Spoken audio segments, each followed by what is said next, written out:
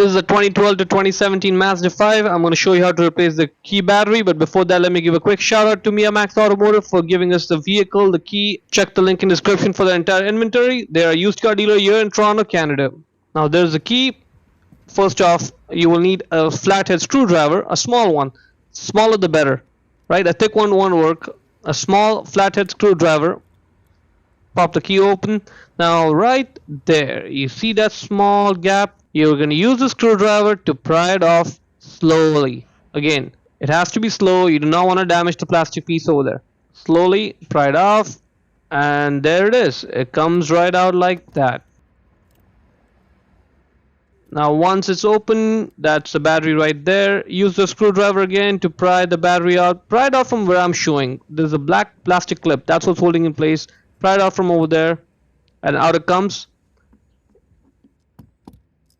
There's a plus sign on it. That means the positive side of the battery, facing down. Let's take a closer look at the battery itself. The flat face with nothing on it, that's negative. The positive side is clearly marked. Even has a battery size on there. CR1620. Again, CR1620, fairly common battery size. Again, so get a new CR1620 battery. Position with the positive face downwards. Okay, positive is downwards like that. Press it against the metal part first.